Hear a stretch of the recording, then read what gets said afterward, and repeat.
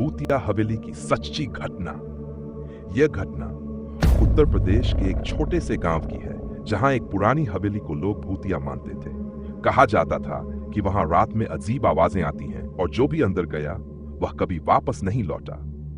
गांव के लोग उस हवेली के पास जाने से कतराते थे, विशेषकर सूर्यास्त के बाद। साल 2010 में एक युवा पत्रकार राकेश ने इस हवेली की सच्चाई जानने का निर्णय लिया। वह अंधविश्वासों पर विश्वास नहीं करता था और सोचता था कि ये सब मनगढ़ंत कहानियां हैं। राकेश ने अपने कैमरे और रिकॉर्डिंग उपकरणों के साथ रात में हवेली में जाने की योजना बनाई। रात के लगभग 1 बजे राकेश हवेली के मुख्य द्वार पर पहुंचा। दरवाजा जंग लगा हुआ था, लेकिन थोड़ी कोशिश के बाद वह अंदर दाखिल हो गया। अंदर का माहौल बेहद भयावह था।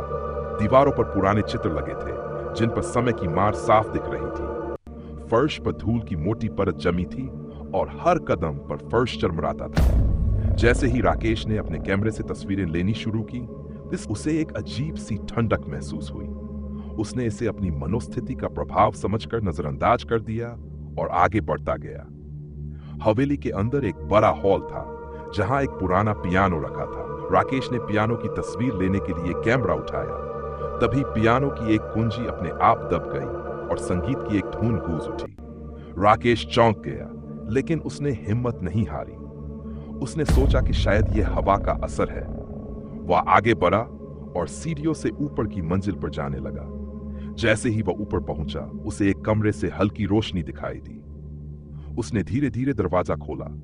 कमरे के बीचों बीच एक महिला सफेद साड़ी में बैठी थी। उसके बाल बिखरे हुए थे और वह जमीन पर कुछ लिख रही थी।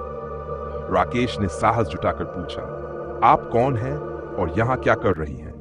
महिला ने धीरे धीरे सिर उठाया। उसकी आंखें गहरी और खाली थी, जैसे उनमें जीवन का कोई संकेत नहीं था। उसने धीमी आवाज में कहा, तुम यहां क्यों आए हो? यह स्थान तुम्हारे लिए नहीं है। राकेश ने महसूस किया कि स्थिति गंभीर है। उसने कमरे से बाहर निकलने की कोशिश की, लेकिन दरवाजा अपने आप बंद हो गया। कमरे की दीवारों पर खून के धब्बे उभरने लगे और हवा में एक अजीब सी गंध फैल गई। महिला ने जोर से हंसना शुरू कर दिया और उसकी हंसी कमरे में गूंजने लगी। राकेश ने अपने कैमरे से उस महिला की तस्वीर लेने की कोशिश की, लेकिन कैमरा काम नहीं कर रहा था। उसने अपने मोबाइल से मदद मांगने की कोशिश की, लेकिन नेटवर्क नहीं था। अब उसे एहसास हुआ कि वह फंस चुका है।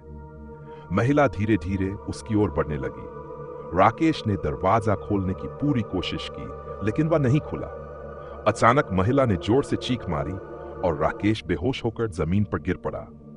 अगली सुबह गांव वालों ने राकेश को हवेली के बाहर बेहोश पाया। उसे तुरंत अस्पताल ले जाया गया। होश में आने पर राकेश ने अपनी आपबीती सुनाई, लेकिन किसी ने उसकी बातों पर विश्वास नहीं किया।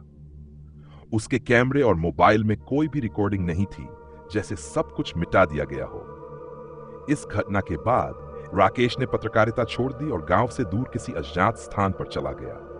हवेली आज भी वीरान है और गांव वाले सूर्यास्त के बाद उसके पास जाने से कतराते हैं।